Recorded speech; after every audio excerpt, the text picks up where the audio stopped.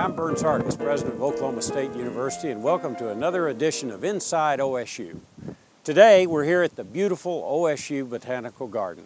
This is a real treasure for our campus, and I urge you to come out. It's just about a half a mile west of Western on Virginia Street, and there you'll run into this idyllic pleasure. Let's go in and have a look.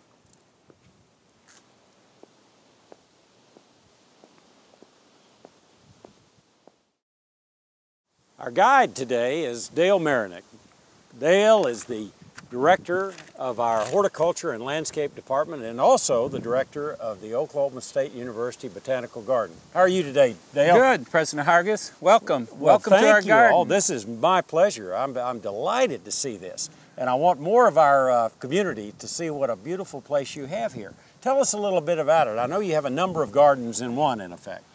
Correct. We're standing right now in our Oklahoma gardening studio grounds. It's very unique. It has 22 gardens right here in a very small 3 to 5 acre area where people can come out, appreciate all kinds of different gardens. And then in addition to this facility, we have also research centers for nursery and turfgrass. And so we do a lot of environmental research studies and applications out here in the gardens as well. Plus, along with our land-grant mission, teaching, research, and extension, we offer a lot of outreach programs. Our students are out here working in the gardens. They're also building structures as part of their landscape construction and design classes.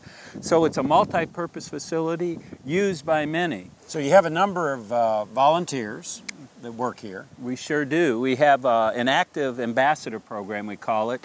It right now has about 50 ambassadors. They receive educational training. We have some ambassadors who have been with us, I'm going to say almost 15 years now, and they provide tours, outreach programs. Some of them are actually delivering junior master gardening program in our Stillwater school system. But in addition to just appreciating the beautiful gardens and the tranquility and peace that they bring, it really is a teaching and a laboratory which helps serve the entire state of Oklahoma. Correct. We have people come out here to do all kinds of applications and studies. We have people that are interested in our plants for research purposes. We breed turfgrass varieties. We test them out here. We do a lot of different things. But can just average people like I am do this? It looks so great. It looks so much different than my yard. Well, many of these gardens are very simple to maintain. With the proper mulch, the right selection of plants, and that's what you can gain, the knowledge. You can come out here, many of the plants are labeled, so you can actually write down what they are, take them back, that information back to your own homestead, and create your own garden. Well, you know what? I want to have a much closer look at all the gardens you have, so let's head in. That's great. Let's go. So Dale, you were talking about turf grasses. You really had a remarkable development in that area, didn't you? We sure did, Burns. We have recently developed, through a joint effort with a number of departments here on campus in our college, turf grass called Riviera.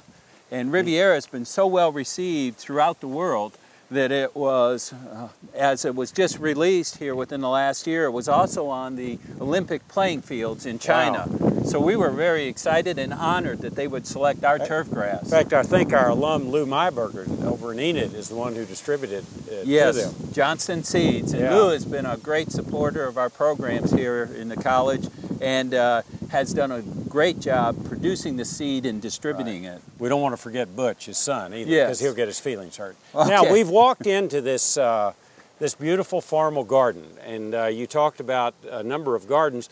As you can look around, we can see. So what do we have around here? Just kind of point them out. I'll be happy to. As you said, we're standing in a formal garden with a lot of color. What's on this? This is kind of reminds you of walking around Tuileries Gardens in Paris. This is a kind of a crushed limestone that when you walk on it, it compresses, it drains well. Then we have our children's garden. This year's themes. That's where the 3 bears live? Yes, that's Goldilocks and the 3 bears. We also have our patio garden that's adjacent to us. Now, what makes a patio garden? Well, the patio garden, of course, has hard surface areas, and then we have different islands of plants located in different water features located in the garden area. So you can actually have different rooms in the patio area. So you can go from one area and have a seating area where a variety of plants are on display, and then go to another section of the patio garden and there may be a water feature there. You know, I've noticed over here and then back over on the other side, you've taken old window frames and used them out in the open with it's very effective. Yeah, sort of window box displays, and that's sort of the thing you can come and get here. Get ideas. Get ideas. Take them back to your home. In fact, there's a little place that's where you hold your classes, I assume. Yeah, that's one of our outdoor classrooms over there, built by students. Now, I see a garden on over past the patio garden. And that is our Japanese garden. Oh, really? Yeah. But now you have big plans for this place. We sure do. We finished our master plan a few years back. It's designed to accommodate 100,000 visitors a year. Wow. And Burns, as part of that, we've also got in place a lot of initiatives, a lot of environmental initiatives. This entire complex has an environmental, sustainable focus. So everything we do out here, we try to remember that as part of our theme and effort. Whether I described when we opened this edition of Inside OSU that you come down Virginia off of where Hall of Fame and turns into Western. You go down Virginia, but you're going to create a new entrance to this this garden, aren't you? That's right. We're very excited about that. We're going to be off of Highway 51. Well, let's go have a look at that. Okay. Let's see what you're doing over there. We can do that. Great. All okay. right. Get back this way. Dale, here we are at the future main entrance to the OSU Botanical Garden, right here on Highway 51. We're looking south, that's north.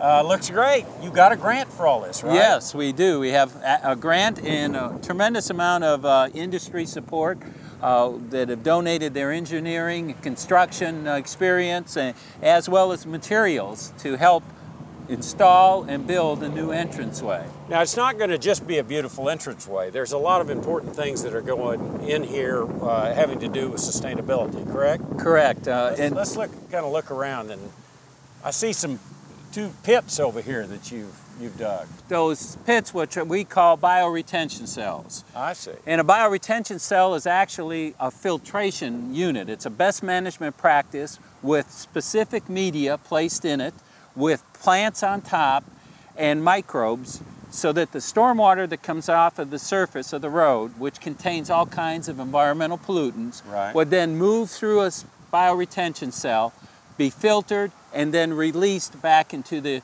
watershed. Right down into the creek right over here. We have some of the largest, as part of the whole environmental theme of the garden, we have some of the largest water runoff turfgrass research site in America here. Well, this is really transformational. This is such a wonderful venue, Dale, and congratulations to you and the volunteers, the faculty, and the students. This is just very exciting. When we get this main entrance, what a great way to come into Stillwater and to the Oklahoma State University campus.